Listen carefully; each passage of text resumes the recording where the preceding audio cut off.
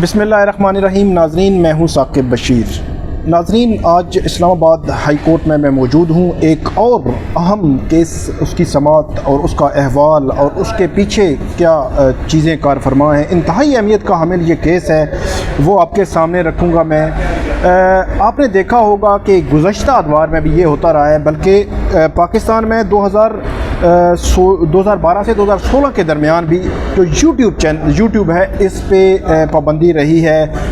गुज़श्ता जो यूट्यूब पे एक गुस्ताखाना वीडियो आई थी, उस वीडियो के बाद पाकिस्तान में बहुत ज़्यादा एहतजाज हुआ था, जिस एहतजाज के बाद हुकूमत वक़्त को ये सोशल मीडिया ऐप है, इस पर पाबंदी लगाना पड़ी थी।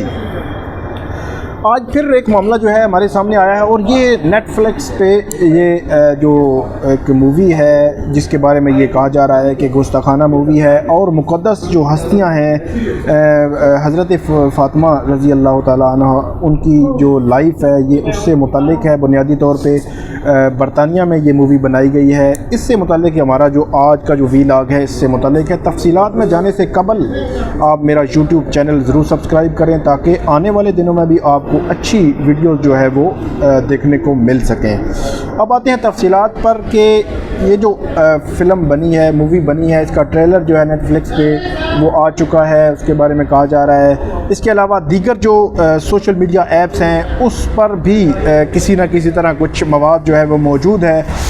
तो इस्लामाबाद हाई कोर्ट में ये दरख्वास्त दायर की गई है कि क्योंकि जो मुक़द्दस हस्तियाँ उनके जो रोल हैं, वो इसमें जो किरदार हैं वो इसमें इस फ़िल्म में मौजूद हैं, किए गए हैं। और ये जो सारा जो मामला है ये बुनियादी तौर पे तौहीन के ज़ुमरे में आता है, क्योंकि 2011 में जो मूवी बनी, या फेसबुक या दीगर सोशल मीडिया ऐप्स पर, या फ्रांस में कुछ अर्सा कबल जो खाके बनाए गए, तो ये वो जो खाका है, जो मुक़द्दस हस्तियों का जो खाका है या किरदार है, ये उसी के तहत आता है, और ये तौहीन के ज़ुमरे में आता है, तौहीन मज़हब के ज़ुमरे में आता है। इसलिए ये दरख्वास्त दायर की गई है कि इसमें सबसे पहले मैं आपको बताता हूँ कि ये जो राइटर हैं यासर अल हबीब, इनका थोड़ा सा बैकग्राउंड मैं आपके सामने रखता हूँ। जिन्होंने ये मूवी बनाई है, जो राइटर हैं, प्रोड्यूसर और डायरेक्टर मुख्तलिफ हैं, लेकिन ये बरतानिया में बनी है। इसमें जो यासर अल हबीब हैं, इनका बैकग्राउंड जो है कुवैत के बारे में बताया जाता है। ये कुवैत में थे 2004 में, इनको सज़ा भी हुई वहाँ पे। इसी तरह कोई मज़हब के हवाले से इनकी गुफ्तगू थी, मुतनाज़ा थी, मुक़द्दस हस्तियों के ख़िलाफ़ थी, इस पर सज़ा हुई। 2004 में इनको सज़ा के बाद वहाँ पर जो सदारती एक जो पार्डन होती है, जो कैदियों के लिए माफ़ी होता है, तो उसके बारे में बताया जाता है कि उसमें पहले तो ये हुआ कि उसमें नाम आने की वजह से इनको माफ़ कर दिया गया और उनको रिहा कर दिया गया। लेकिन बाद अज़ां ये लिस्ट जब सामने आई तो ये बताया गया कि ये एक एरर था, जिसकी वजह से इस लिस्ट में नाम आ गया, और उसमें माफ़ी उनको मिलने के बाद जब दोबारा उनके अरेस्ट वारंट जारी किए गए कुवैत में, तो ये वहाँ से इराक़, ईरान और ईरान तब तक ये यूके से बाहर है जब तक कि यूके में इनको जो सियासी पनाह है वो नहीं मिली। उसके बाद ये यूके में चले गए, और वहाँ पे एक फदक जो टीवी चैनल है वो चला रहे हैं। उसके तहत वो उस सारे जो मामलात हैं, अपनी जो तशहीर है, जो चीज़ें सारी वो आगे चलाते हैं। इसके बारे में ये भी बताया जाता है कि वहाँ पे पूरा इन्होंने एक हेड क्वार्टर, एक चीज़ बनाई हुई है, जिसके तहत अपने जो नज़रियात हैं वो उनको फैलाते हैं। इस्लामाबाद हाई कोर्ट में शुहदा फाउंडेशन की जानिब से ये दरख्वास्त जो है वो दायर की गई है, जिसमें जो वकला हैं, तारिक असद हैं, इसके अलावा मलक मज़हर जावेद हैं, इसके अलावा कलजूम अख्तर हैं। ये 3 वकला हैं जिन्होंने ये दरख्वास्त दायर की। आज इसकी समाअत हुई है। चीफ जो जस्टिस आमिर फ़ारूक हैं, सीनियर तरीन जज हैं इस्लामाबाद हाई कोर्ट के, उन्होंने ये समाअत की, और अदालत ने इसमें जो सेक्रेटरी इंफॉर्मेशन है वो फ़रीक नहीं थे।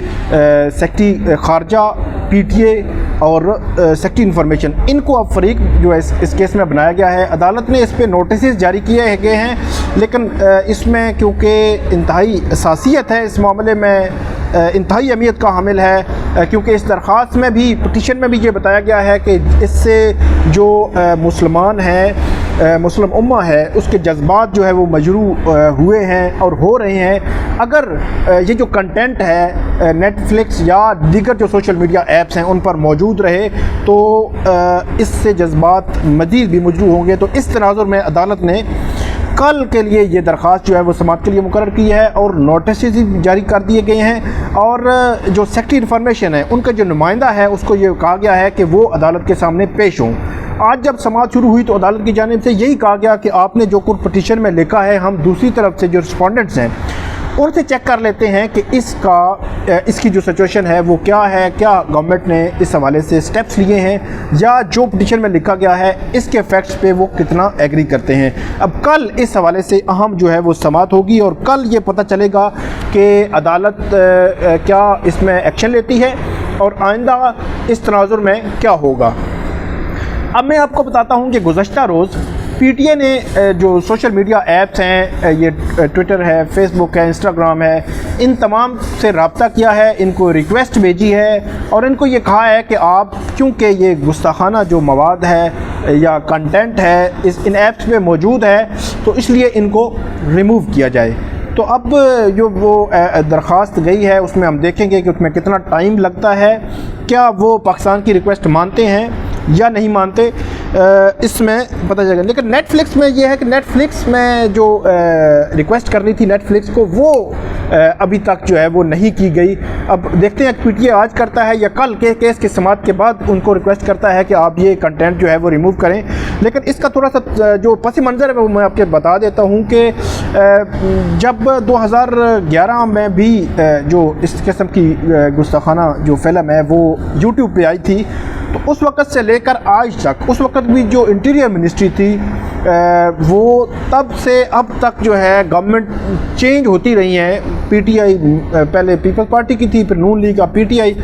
تمام گورنمنٹس کا یہ فوکس ہے کہ جو فیس بک, ٹویٹر ہے, نیٹ فلکس ہے یا انسٹاگرام ہے, یہ جتنی بھی سوشل میڈیا ایپس ہیں کم سے کم ان کے دفاتر پاکستان میں ہونے چاہیے.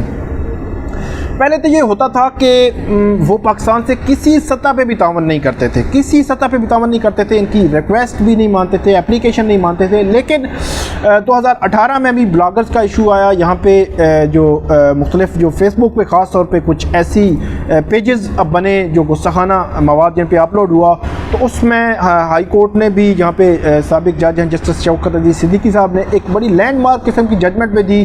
پی ٹی اے کو کہا کہ آپ ان سے رابطہ کریں وگرنہ جو ہے جب تھریٹس دی گئی ان ایپس کو تو اس کے بعد انہوں نے کم سے کم پاکستان سے رابطہ بحال کیا. اور اب پاکستان کی ریکویسٹ جاتی ہے تو ہر ریکویسٹ کو وہ نہیں مانتے, تو بتایا جاتا ہے کہ 30-40% کی ریکویسٹ کو مانتے ہیں اور اس کے بعد باقی جو ریکویسٹ جو ہیں وہ ایویں پڑی رہتی ہیں. جی اس میں جو درخواست جو دائر کی گئی ہے اس میں 2-3 قسم کی جو استدعائیں عدالت سے کی گئی ہیں. پریئر جو ہے وہ میں بتا دیتا ہوں. ایک تو کہ جو مووی ہے اس پر مکمل پابندی لگائی جائے, نیٹ فلکس اگر نہیں ہٹاتا تو اس پر پابندی لگائی جائے. تیسرا یہ ہے کہ گوگل, فیس بک, ٹویٹر, یوٹیوب, نیٹ فلکس اور دیگر جو سوشل میڈیا جتنی بھی ایپس ہیں ان کو 6 ماہ کے اندر پاکستان میں دفاتر کھولنے کا حکم دیا جائے. اور آخر میں یہ کہا گیا ہے کہ یورپی یونین میں یا امریکہ میں جو وہاں پہ توہین مذہب یا دیگر انسانی حقوق کے حوالے سے وہاں پہ قوانین موجود ہیں, تو پاکستان میں جو قوانین ہیں توہین مذہب کے متعلق جتنے بھی قوانین ہیں ان کو بھی گورنمنٹ کو حکم دیا جائے کہ وہاں پہ ان قوانین میں انکلوڈ کرنے کا کوشش کریں, وہ انکلوڈ کروائیں تاکہ آنے والے دنوں میں بھی ایسے واقعات جو ہے وہ نہ ہوں. تو ناظرین یہ تھی آج کی ہماری ویڈیو, یقیناً آپ کو پسند آئی ہوگی. ہمارا یوٹیوب چینل ضرور سبسکرائب کریں. بہت شکریہ.